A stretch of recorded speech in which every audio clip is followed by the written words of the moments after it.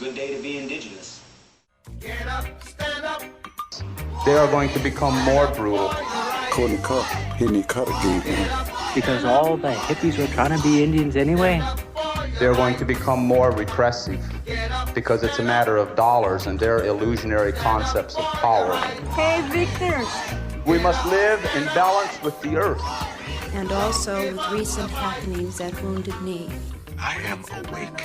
Welcome to Native Roots Radio presents I'm Awake, and I'm your host, Wakanja Hade. Hey, Kadagi to all my friends and relatives in four directions. You are listening to Native Roots Radio presents I'm Awake, and I'm your host, Robert Pilot. Hey, we discuss local and national Native news and events, and as you know, Chujunk, Native issues are human issues, and human issues are Native issues. Yes, you are right, Dega. They are. This portion of the show is supported by the Minnesota Indian Women's Sexual Assault Coalition. Hey, it's Friday, and we got State Senator Mary Kunesh on, and then later on in the show, our my wife, Wendy Pilot, and talking about our sacred animals and our relatives that are with hooves and tails. Hey, Mary, we missed you last week. How did it go? And welcome to Native Roots Radio. Thank you so much for bringing me on today again. Yes, I did miss last week. I took a day and went down to Atlanta, Georgia to join what we call the Quad Caucus. So at the state legislature, the national level, we have caucuses for the Hispanic legislators, the African American, the American Indian, and our Asian South Pacific. I am the chair of the National Council of American Indian Legislators. And so the Hispanic Caucus was holding their annual meeting and going through their priorities across the state. And they invited the other three of us to come down and address the Quad Caucus, the caucus for all the Hispanic folks, and answer questions about the priorities, the things that we're working on, and the things that affect our unique legislators. And so that's where I was down in Atlanta, Georgia, and just hanging out with a lot of really, really, really cool women. Yeah, that's awesome to collaborate in what's going on around Turtle Island with the other BIPOC people, and I just that must be exciting to see what people are doing, but also in one sense too show off what you're doing too. Yeah, it is very interesting to see the intersectionality of all of us, but also the issues that are really unique. And we are all from all over the United States. So Representative Laura Hall is from Alabama. She represents the National Black Caucus. Delegate Criselda Valderrama is the Asian South Pacific or Asian Pacific Caucus leader. And then Representative Angela Romero from Utah is the National Hispanic Caucus. And Representative Romero is the first Latina woman, first woman to be a minority leader in Utah. Wow. And there's a lot of things going on in Utah that I think we need to be paying attention. And a lot of it is around issues with oh gosh, it just went out of my mind. Equity and inclusion. Mm-hmm. And so it was fascinating to hear from those folks and hear what they're working on. It's really cool.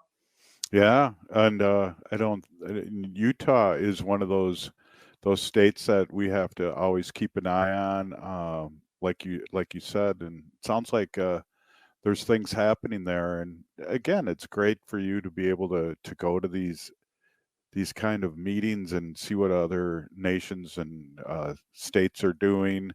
And, we're glad to have you back on today. Thanks so much. I'm happy to be here. So I don't want to really get into this right now, but I know today, Friday, that you had Zoom, or what did you have go on?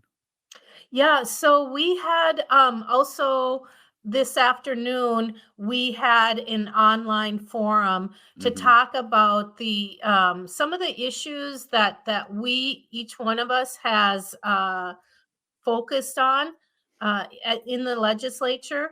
So uh, I spoke about the violence against women, Hmm. which, we've been working really hard on here in Minnesota to address the missing and murdered Indigenous women Hmm. and the violence, the high levels of violence. So the seminar is called "Pushing Policy: Women United for Legislative Change." And the webinar was aimed at shedding light on really critical issues that disproportionately affect minority women. Hmm. So, maternal health and mortality. Our African American folks, the women, um, are 3 to 4 times more likely to die from pregnancy related complications, which is just, compared to white women, which is Hmm. just unacceptable. And so, those were the sort of things that we were talking about um, on this panel. And it's just been really fascinating to listen and learn from these other women as well. Again, here's more collaboration and how important that is now statewide too, so we all can support each other and like you said, like the women caucus there to be able to support what they're doing and also understanding what everyone's doing. I think that's always a really important to It know and to be able to support, right?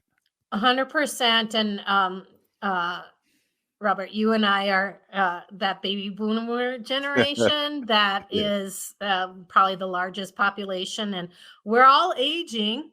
And so there was a really robust discussion around caregiving Mm. and the role that women caregivers provide. That, we're likely to work part time or leave the workforce altogether to accommodate those when we have to care for our children, care for loved ones, the elderly, and that has a huge financial impact on women.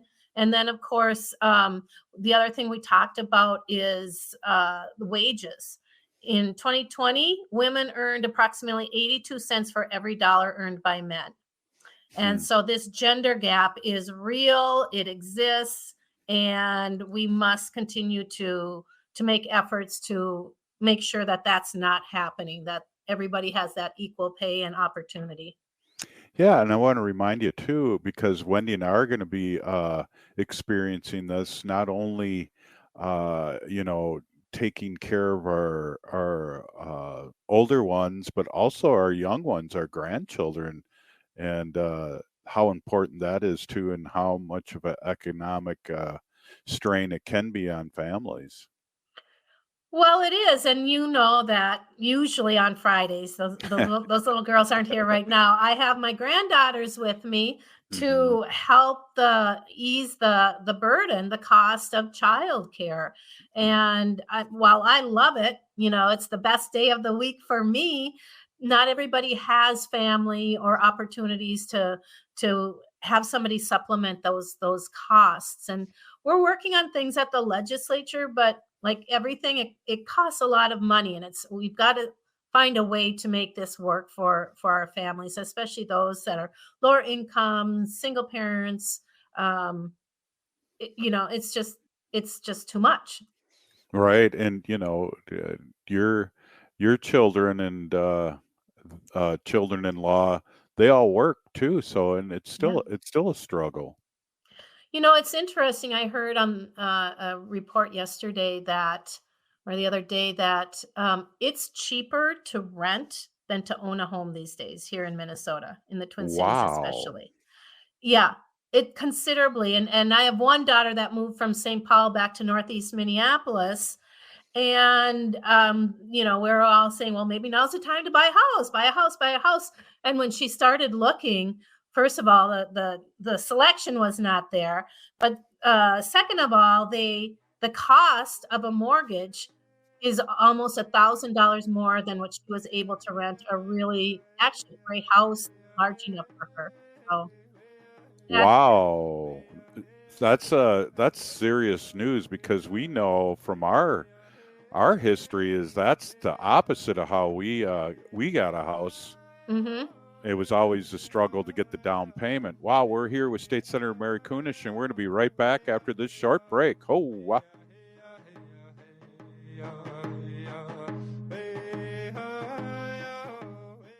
I heard sex trafficking happens a lot in Indian country. What is that? Here are some of the real reasons why sex trafficking happens in Indian country. Unequal gender roles that were forced on us by colonization. Communities don't have enough resources. Silence around domestic and sexual violence. Lack of attention and justice for missing and murdered Indigenous people. There's a lot of behavior that keeps our communities out of balance. These are just a few true reasons why Native communities are targeted by traffickers. When these acts of violence happen in our communities, it opens us all up for exploitation. Sponsored by the Minnesota Indian Women's Sexual Assault Coalition. The city of Minneapolis is now on Native Roots Radio with Minneapolis AIR. AIR stands for American Indian Relations. Guest host Christine McDonald talks to people about important things affecting the city's Native communities. Minneapolis AIR dives into topics like public safety, public health, elections, and so much more. Tune in to Minneapolis AIR on Native Roots Radio from 5 to 6 p.m. on the second Wednesday of every month, right here on AM 950. As we pack away the ornaments and bid farewell to the holiday season, it's time to unwrap the gift that keeps on giving, getting protected by a COVID-19 vaccination.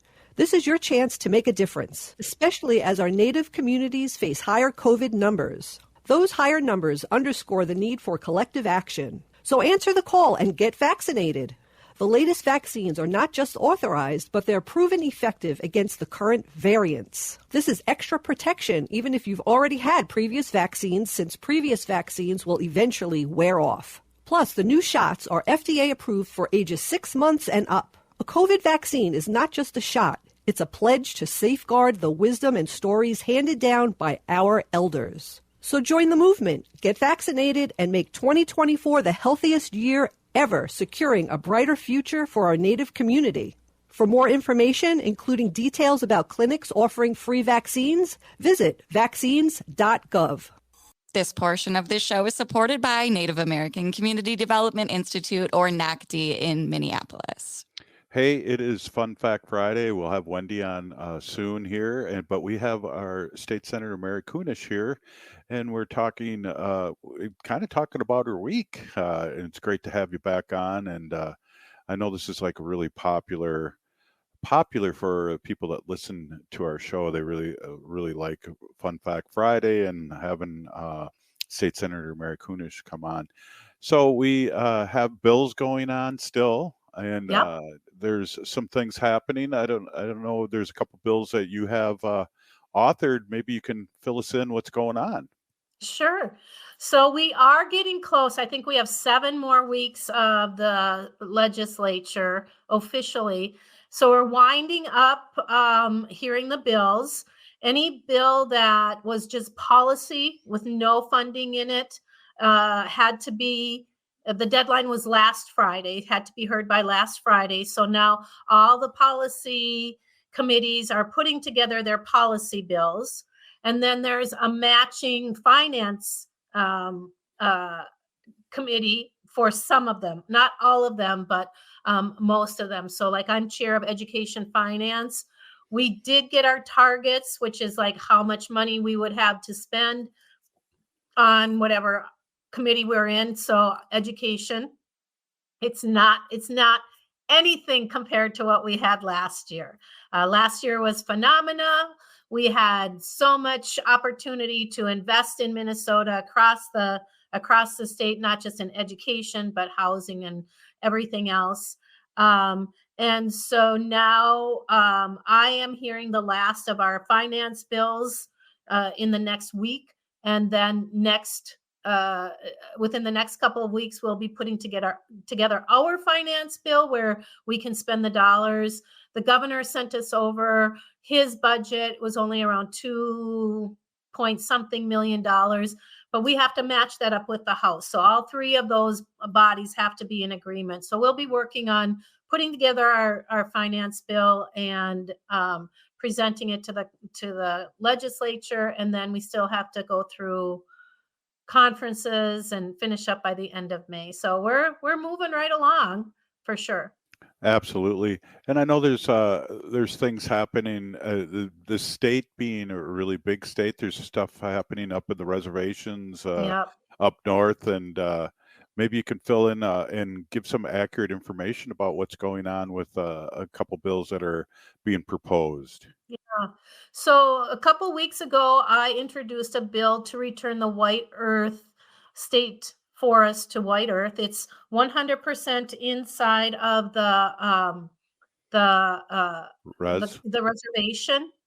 And so the White Earth is ready and willing and hopeful to carry the responsibility, the stewardship of that forest.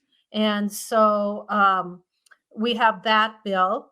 And then I introduced also for Red Lake a bill to return state-owned land. So this is really only state-owned land that is on Red Lake. And I think it's really important to recognize that all that state-owned land on Red Lake was originally part of the original treaty, and then the federal government sliced off that portion and took it away from that tribe.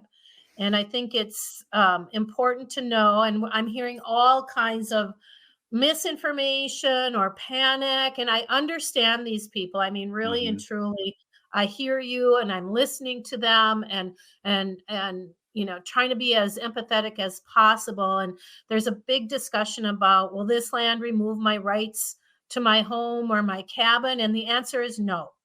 Privately owned lands or homes will not be are not part of the return to the tribes.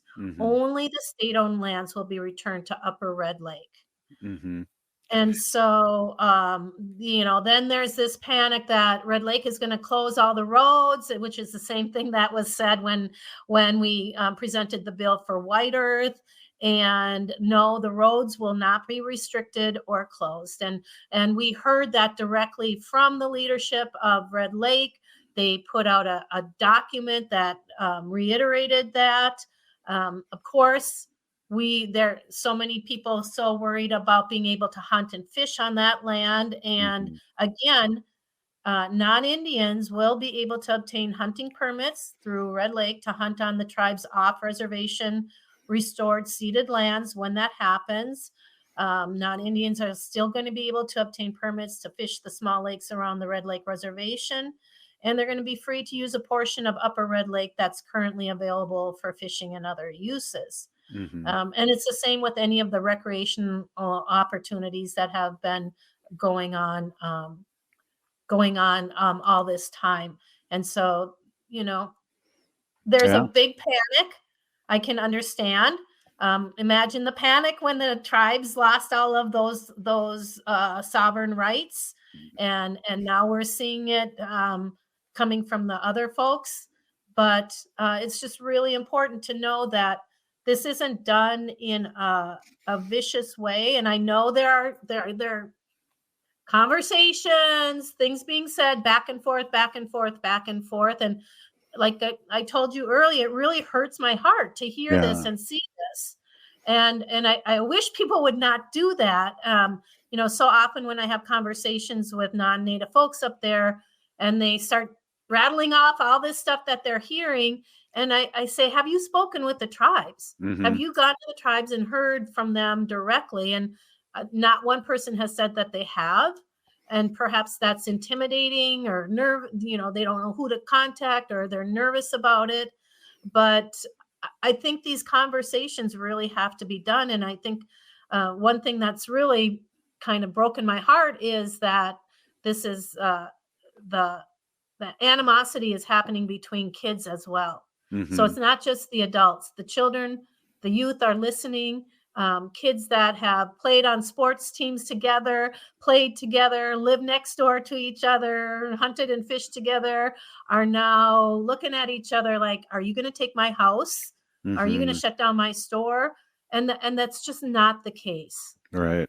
I think what we deal with now, not only is rumors, but a lot of misinformation and people trying to stir the pot up, because the way you explained it, it's very simple. It's a government land given back. It's not private land. Those two things make total sense to me as you put it in simple terms like that.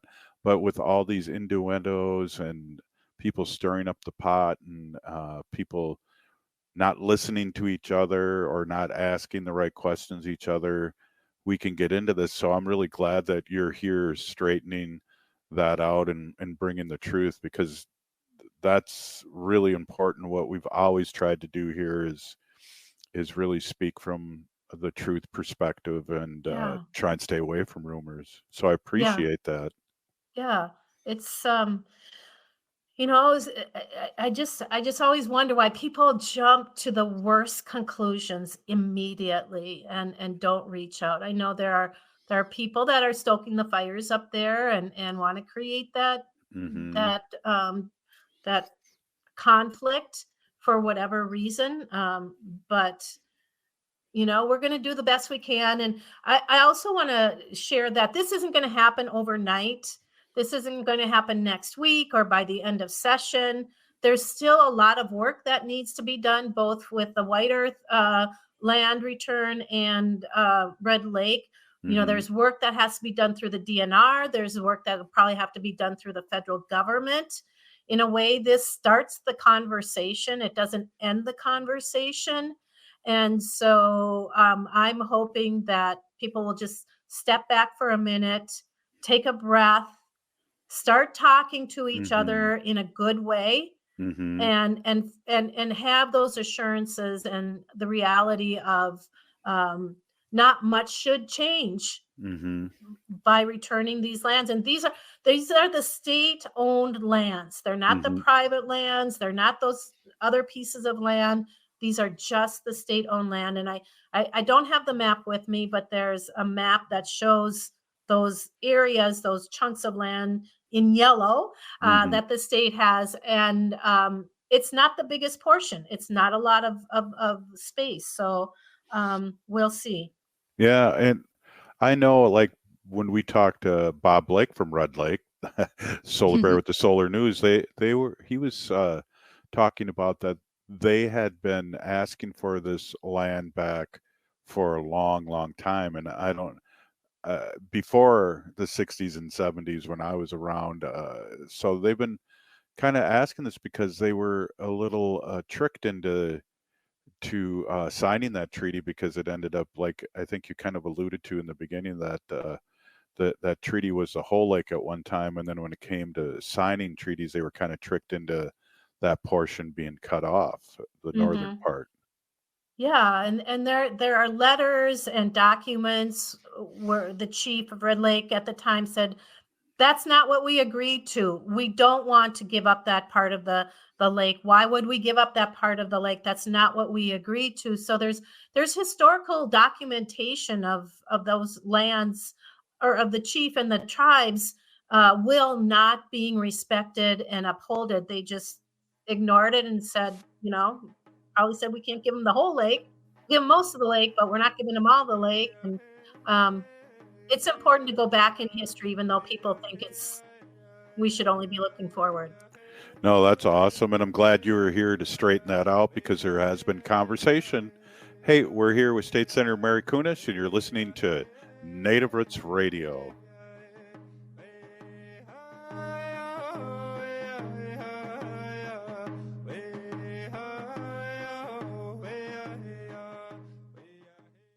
Minnesota has the only original wolf population in the continental United States. And 80% of Minnesotans believe the wolf should be protected. Howling for Wolves is asking Minnesotans to respect our true wildlife manager, the wolf. Their survival is critical to our ecosystems, our communities, and even our economy. As highly intelligent animals with strong social bonds, Minnesota wolves deserve to be protected and admired. Learn more at howlingforwolves.org. Let's live and let howl.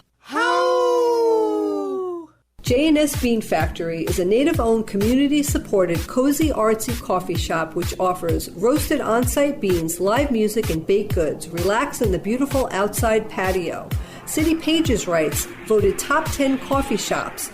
Tucked into a quiet corner of St. Paul's Highland Park neighborhood, this coffee shop roasts beans on-site from the best coffee-growing countries in the world. Located at 1518 Randolph Avenue, St. Paul. The good stuff.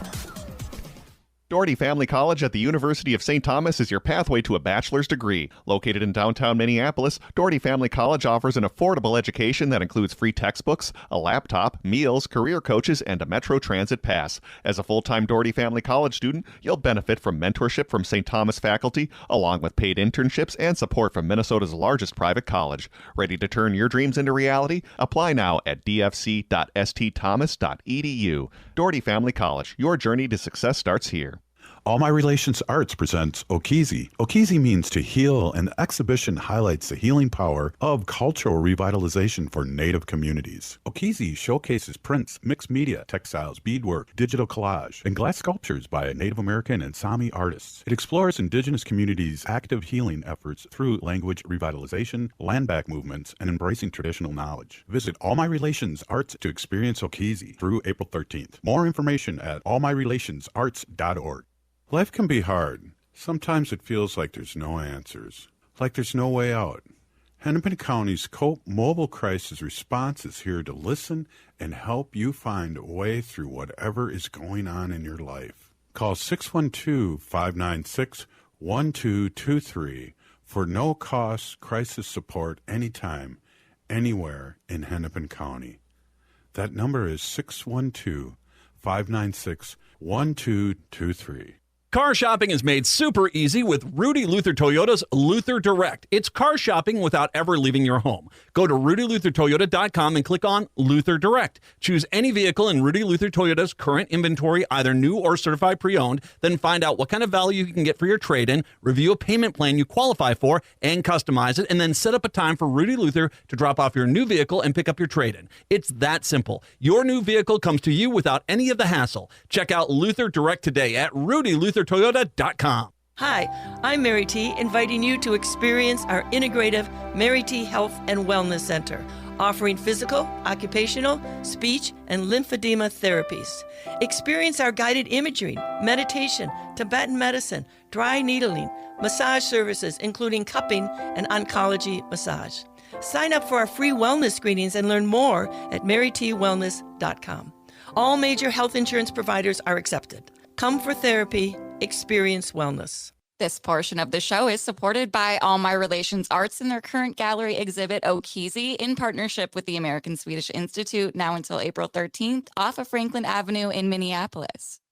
Hey, we are back here with State Senator Mary Kunesh, and we're at that point right now where we're going to ask whatever the state senator would like to talk to, now that we've grilled you for 2 segments. Well, Robert, did you miss the big snowstorm? I missed some of it. When did I come out here, Wendy? Monday. Friday? So I came out Monday. So it was just raining when I left, but it snowed a lot the day before or the night before. And now you've gotten roughly like 15.5 inches. We've been watching as we walk on the boardwalk here in Long Beach in New York. Yeah, it was amazing. This is like the one big snowstorm that we had here in Minnesota, which is, it was sort of different to have a dry, warmer winter, but it just worries me that what if this becomes the mode, and we have to start thinking about how we are going to plant differently, look at how we're going to be caring for the environment differently with this warmth. I was talking with this young man who honestly, he seems brilliant to me, from the University of Minnesota. And every state has school trust lands that the federal government endowed to the state at statehood, and the premise was to use those lands to generate income to educate students. So in Minnesota, we have timber, we have mining, we have water, we have different plots of land all over that's supposed to be generating dollars for to help pay for education. And a lot of the school trust lands here in Minnesota apparently are timber. And when the DNR cuts that timber down and sells that, and the dollars go to our schools, they replant. But now this young man, pointed out, like, we have to start thinking about using different timber when we're replanting our forests for school trust lands, because we're going to need, instead of the kind that are really, can grow in really cold weather, we're going to have warm weather trees that we're planting. And I hadn't thought about that, but it's just sort of bizarre. But thank heavens it snowed and it rained, because we were in a serious drought.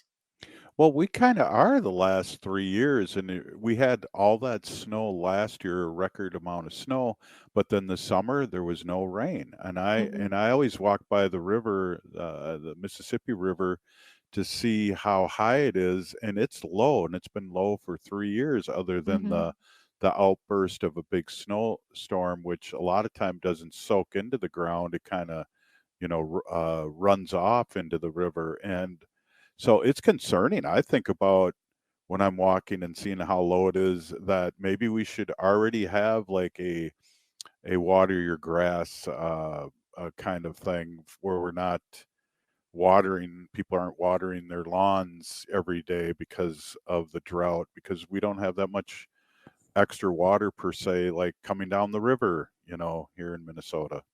Yeah. I think we are going to have to really take a pause and look at what's happening, and really kind of rethink how we're going to do this. And I talk about the school trust lands, of course, because they're part of my jurisdiction under education finance. And we're going to be hopefully creating a task force that's looking at how we are investing the dollars and how we're using those lands the best way to generate more money, because after 200 years, it's not that much per pupil. It's only like $70 per kid. And so this is a project that I'd like to start working on at the state legislature, and make sure that we are using those lands in the best way, but the most profitable way. I hate to say profit off the land, but right, that's sometimes you do that. One of the things too, because just a couple weeks ago it was 70 degrees, and the trees were ready to be sapped, and I know people up north that won't do it because they want the trees to heal after this droughty winter. So again, are we going to have another season of tapping now that we've had cold weather finally in Minnesota and all this snow? I don't know. I don't know either. Yeah. So those are things that smarter people than me need to wonder and think about and kind of look forward to, because I was kind of surprised about that, but I'm also like, really in touch with, wow, this weather is really, really different than, just 50 years ago when I was a kid. I mean, I remember going skiing every Thanksgiving, and now some winters we don't even have snow for Christmas until the new year, and then the cold weather too, because it's supposed to be like 20 below zero to kill those beetles that are eating up the trees. Oh, that's the other thing. Yeah. Right. Well, it's really something that we're going to have to put our minds to, but that's that was kind of exciting having that snowstorm. It was Yeah. like the one and only of our, and then the rain that came with it. So hopefully that will make a big difference with the drought. Well, Haley, you weren't able to ski because the slopes No. were shut down prior to that, which seems to me kind of early, but maybe not. Yeah. Well, and I was surprised too that they just had as many open days as they did. And luckily, with the snow machines that they do have out there on the hills. But I know some places were looking to open bonus days after the snow fell here over the weekend. But we'll see. Unfortunately, it does look like we'll be in warmer temps again soon. And that's not to mention, and we did talk a little bit about northern Minnesota in the last segment, but that's not to even mention our friends that are up north that have resorts that count on ice fishing. Yeah. All these things that had nobody show up because there was no cover on the ice or the ice wasn't frozen enough. Exactly. Yeah, I mean, it's amazing when with this weather change, how it does affect our economy. And you wouldn't think, it makes that big of a difference, but this summer made a huge difference for snowmobilers and snowmobile manufacturers, ski resorts, and all the Restaurants that go with restaurants. them, the people that work in the restaurant, the people that count on Yeah. on that, not just the owners, but of course the people that they hire and work in their resorts. Yeah. Yeah. And the ski competitions, I know they canceled a lot of our ski competitions in the Twin Cities, cross-country skiing. And I know we had some X Game event here too. And it was really hard for them to pull that off with the lack of snow. Mm-hmm. So, it's interesting too. And we talk about this a lot, Mary, on Native Roots Radio. And that's how a few years ago we were like in shock that water was put on the stock market. And so we have companies come up here and suck up a lot of our water out of our lakes, whether it's Lake Superior or Mille Lacs Lake or Big Lake, and bring it somewhere where there's no water, and they can make our bottled water or I don't even know. Yeah. Water is a commodity these days. And it's going to become more so. I worry about some of these communities that where they drink only well water. And the aquifers are either dropping or drying up. The wells are starting to dry up, and that is a huge concern. First of all, because of some of the pollutants that are not flushed out of there because the water isn't moving along, but also the fact that what do you do when some of these communities run out of water, and they, it's not that easy to accommodate, to just put a pipe through or a hose through to your neighbors and say, oh, I got water, you can take my water. But lots of things to be pondering for sure. Yeah. And maybe some of that will be brought up in the next few years, law-wise. And I don't know specifically what you could do right off the bat, what you could do to protect the water, but we talk about that all the time. And as you know, Native Roots Radio started as we were fighting Standing Rock because of that aquifer, and the Missouri River were being a pipeline was being put underneath there, and we all know pipelines with that cruddy oil, thick oil leak. So there's all these kind of things that are moving on around this, and it's all about, we talk about ecology here and that kind of preserving Mother Earth and Father Sky, and also our relatives with fins and tails and hooves. Yeah.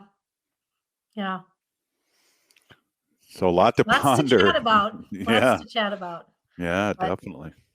So I was driving down Franklin Avenue the other day. Have you seen the new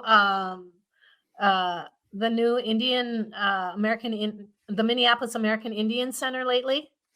Yes, I have, and that's going to be open on the 1st of May, and that'll be exciting because the parade that we have for opening Indian Month will go right into the Indian Center. So we're excited to celebrate that, and also go right into that new looking building. Yeah, I'm really excited about that. The programming and the supports that come out of that Indian Center are phenomenal. And I know that the community has really been missing not having it there. This summer, there were two opportunities for legislators to go in and tour it while it was in under construction. We were able to secure some bonding dollars, state dollars, to get them to the finish line. And I was just really, really impressed and excited, not only by the prospect of what's to come, but, it was interesting talking with the construction folks there. They were very excited about the work that they were doing too. And these were a lot of non-native guys, and very proud, very excited by this project. So I'm excited to see what they've got in place May 1st. Yeah, me too. And it's going to be different. And like you said, it's been an entity that's been visiting in Indian country with our urban Indians. Hey, thanks a lot, State Senator, for stopping in and filling us in what's going on in the state and in the Capitol.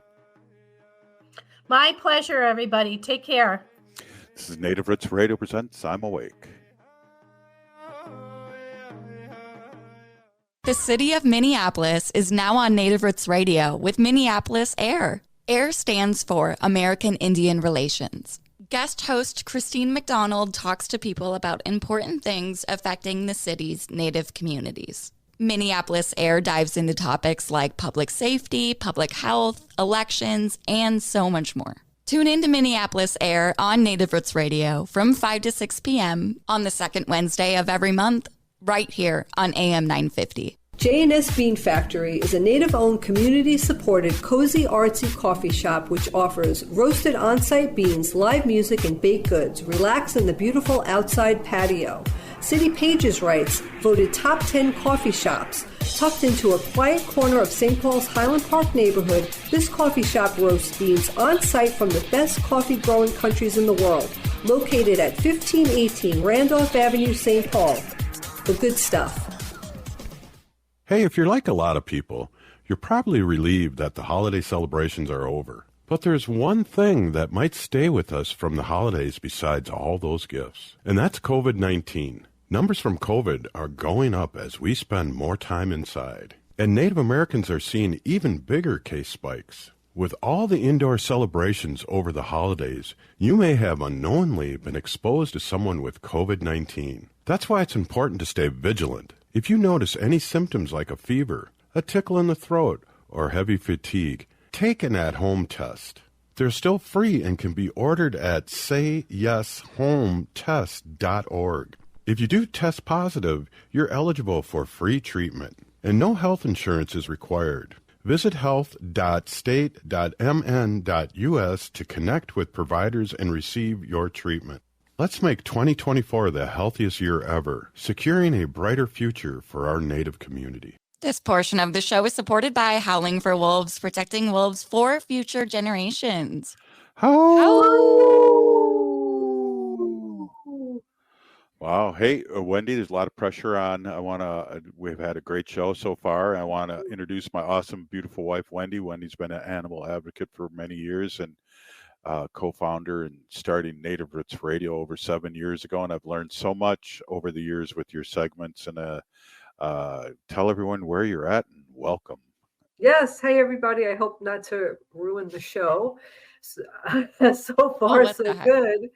My name is Hanaji Hihani. That means cares for them. I was given that name by my Dega Curtis. Curtis goes by Mashke Hanajinga, which means walks on white clouds. I'm a humane policy volunteer leader for the Humane Society of the United States, and I work on animal issues at the local and state level. It's always my pleasure to do that. And we're going to be talking about a few fun things today. Yay. So there was a grizzly bear named Boo, B-O-O. He's very well known and well loved, and he lives at a ski resort in Golden, British Columbia, and he was filmed emerging from under the piles of snow as he woke from hibernation, and you could go on and watch the little video. It's really, really cute. So his name is Boo, BOO. And he's the grizzly bear from Golden, British Columbia. So check that out. It's a really cute little video. The other thing I want to mention, Robert, and I've talked about this before on the show, Robert and Haley, about wildlife overpasses that go over the highways. So there's these wildlife overpasses, and they go over highways to help wildlife get from one end to the other without them getting hit by cars. And there is one right now at the 101. This is from California News. 101 freeway. It's to close overnight tonight, because they're going to accommodate the workers that are building this really large wildlife overpass in Los Angeles County. So they're going to close that to work on that tonight. But these things are really wonderful, because not only do they save wildlife, they save human lives too, because there's so many deaths that happen when people hit animals in the road, and just costs a lot of money. But anyway, this is really great news. And they also built many underground tunnels for the animals to be able to get by safely. So the construction crews broke ground on the Southern California Wildlife Crossing in the spring of 2022, and it's expected to be completed by 2025. This is going to be a really big one. The price tag for the project, which was originally estimated to be more than $90 million.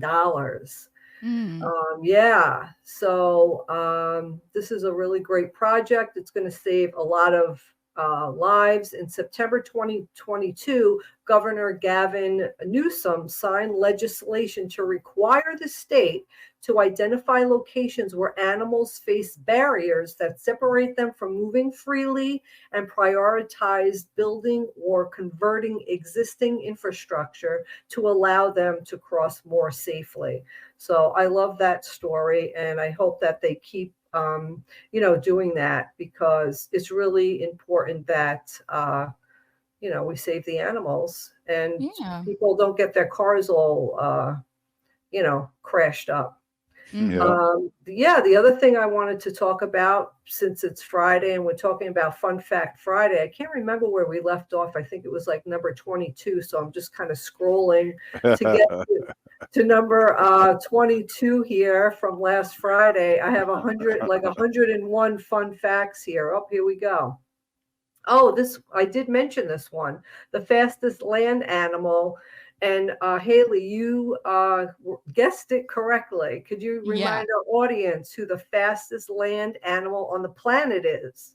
It's the cheetah. That's right. And the cheetah can reach speeds up to 75 miles per hour. I mean, that's crazy. If you just think about going in your car and driving 75 miles an hour, that's like so fast.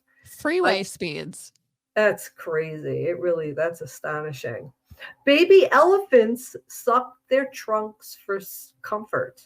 Isn't that cute? Just like a little kid who sucks their thumb. Yeah, I didn't know that. Elephants, sucks their trunk. The Nile crocodile's jaw can apply 5,000 pounds of pressure per square inch. That's the strongest bite of any animal in the world. Oh, yep. I want to make sure I stay away from that. Me too. The giant Pacific octopus has 3 hearts, 9 brains, and blue blood. What does? The giant Pacific octopus. Wow. Yeah, it has 3 hearts, 9 brains, and blue blood. Wow. Mm-hmm. Like a rich person. Yeah. Well, be really careful with fleas, because a flea can jump distances 200 times their body length. 200? 200 times their body length. That's a pretty far jump. They're able to jump 10 inches vertically and up to 18 inches horizontally, making them one of the planet's best jumpers relative to their size. It's equal to a human jumping as high as the Empire State Building in New York. Whoa. That's crazy. That's a flea. Yeah, that is pretty wild. I know. Well, Wanda, it's coming this time of the season here in the spring where we don't want her to get fleas or heartworm from mosquitoes. Yeah. Yeah, I just had my dog at the vet this morning, actually. Did you? And they were really talking and pushing all the flea and the spring tick stuff. And I know. I have.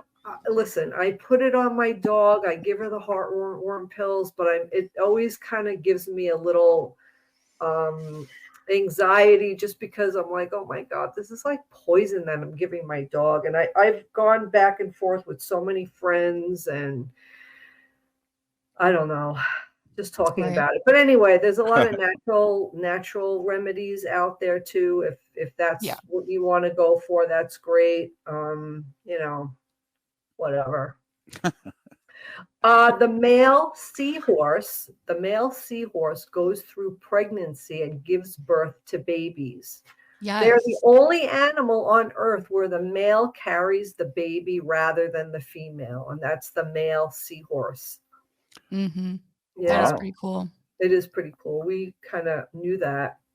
And I've talked about this before, but this is number 29. And this seems to come up on all my fun facts. The puffer fish, we talked about that, contains toxins. And it's 12 times more deadly than cyanide to humans. And there is enough toxin in one puffer fish to kill 30 adult humans. And there is no known antidote. However, dolphins, bottlenose dolphins, have been known to play around with these puffer fish because they're immune to this toxin, and instead of dying from it, they get high.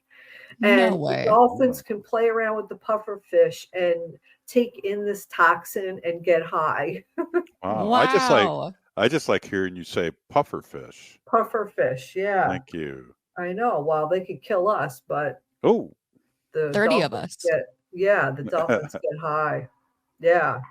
Oh, we got 1 minute left here. Let's see if I could pick out a howler monkey is the loudest land animal. Its call can be heard from 3 miles away. A howler monkey. Yeah, there's a lot of different species of monkeys and different kinds of animals like that in the world. So yeah, Greenland sharks are the longest living vertebrates on Earth, with one individual thought to be over 400 years old, and that's the Greenland sharks. Wow, Wendy, thanks a lot. Thanks a lot for these fun facts. And wow, that really flew. Yeah, everybody have a great weekend. Right on. Hey, you're listening to Native Roots Radio. We'll see you Monday. Free Leonard Peltier. Now.